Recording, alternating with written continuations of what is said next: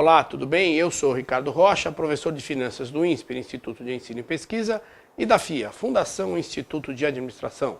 Estamos de volta com Investimento em Pauta, um programa que traz para você, internauta, informação de qualidade sobre economia, finanças, mercado de capitais e negócios em geral.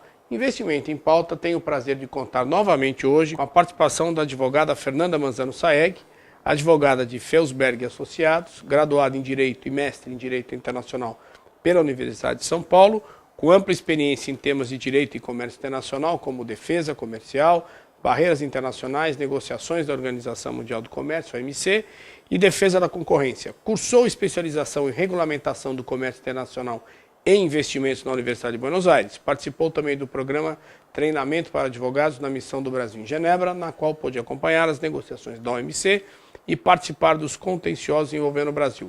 É autora de diversos livros e artigos relacionados à área. Fernando, obrigado por novamente estar conosco aqui. Um assunto aqui que é oportuno, né? Ele é polêmico, né? Divide opiniões, mas que a gente deve tratar porque acho que afeta o Brasil.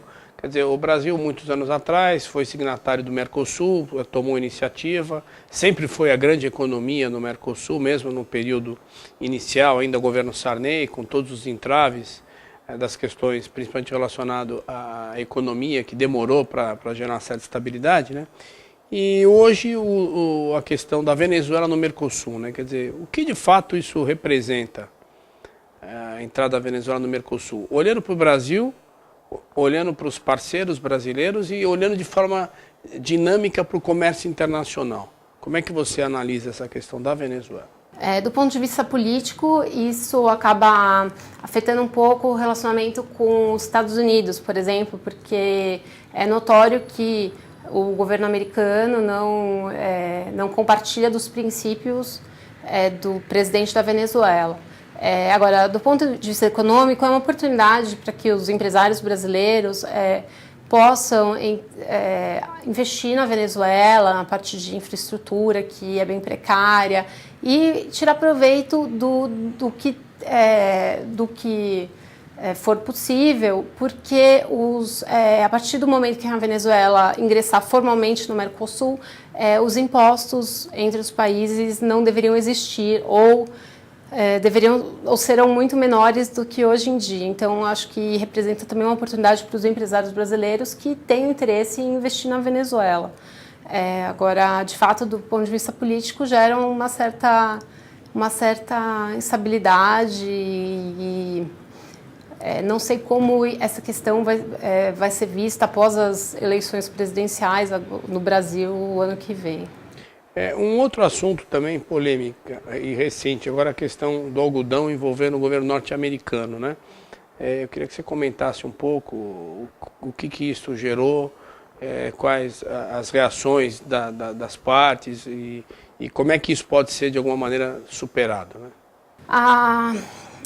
Com a questão do algodão, veio a partir da decisão da OMC que condenou os Estados Unidos ao cumprimento de uma decisão anterior da OMC. Os Estados Unidos, por não terem cumprido, eles podem sofrer uma retaliação do Brasil que ainda não foi realizada. Essa retaliação foi comunicada pelo governo brasileiro no mês de novembro, deve ser feita por meio do aumento do imposto de importação de uma série de produtos vindos dos Estados Unidos. Esse aumento ele é de até 100 pontos percentuais, com relação à atual alíquota de importação.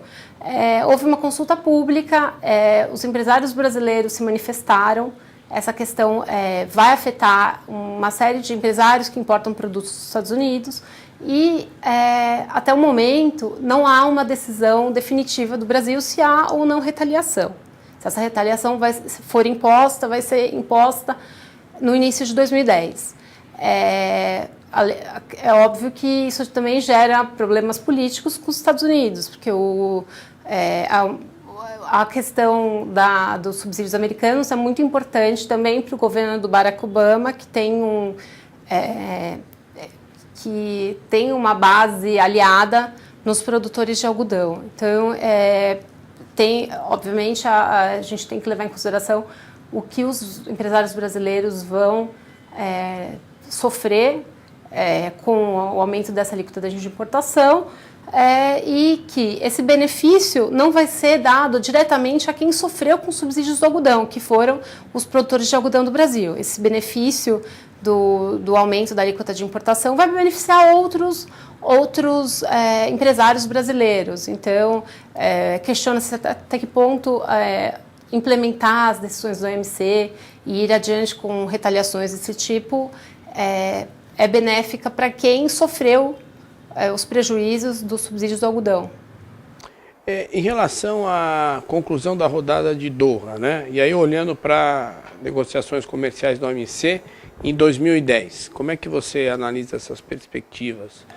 E aí a ponte de 2010, assim, aproveita para explicar para nós, olhando para o que você projeta aí para o ano que vem. É possível, mas acho que após o fracasso da reunião de Copenhague, cada vez mais o processo decisório desse tipo de organização é posto em xeque. Então, da mesma forma que não houve um acordo esperado com relação às mudanças climáticas, o método decisório da OMC, das rodadas de negociação comercial, é o consenso entre os países. Então, cada vez mais é difícil conseguir que uma organização internacional com mais de 150 membros consiga ter consenso com relação a todos os temas. E sem que haja esse consenso, não há fechamento de rodada de negociações internacionais na OMC. Então, acredito que antes da reunião de Copenhague havia um sentimento mais positivo com relação à rodada de Doha e a possibilidade de que ela fosse concluída em 2010, porque nesse ano as negociações avançaram a ritmo lento, mas como elas estão em curso desde 2001, os países já haviam chegado a consenso com temas como agricultura ou corte de tarifas industriais. E agora, o problema seria resolver as questões políticas e fazer com que todos os países entrassem em acordo. E isso, esse processo decisório, ao meu ver, está cada dia mais difícil de ser implementado. Um outro assunto aqui diz respeito ao Brasil e a violação de regras da OMC sobre propriedade intelectual, né? Eu queria que você comentasse como é que isso é visto fora do Brasil e o que de fato o Brasil tem feito em relação a essas acusações, em relação à legislação, enfim, qual o estágio atual dessa questão? A questão da violação de direitos de propriedade intelectual, ela existe não só no Brasil, como em muitos outros países. Os países que são os grandes detentores de direitos de propriedade intelectual, como Estados Unidos, os países europeus, eles têm interesse de que essa legislação seja cumprida e de que o Brasil e os outros países que violam essa legislação de alguma forma tomem as providências necessárias para coibir as violações. Então, apesar de haver regras suficientes no país, o que falta é fiscalização.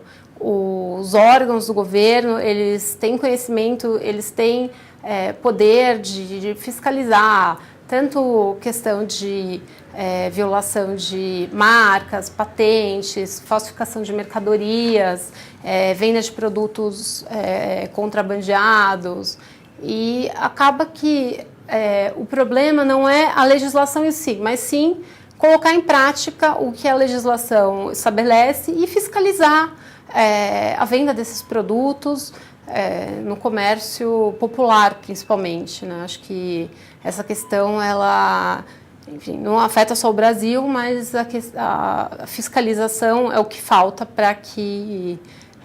fiscalização e vontade política também. Ok, Fernanda, agradecemos muito a sua participação, né?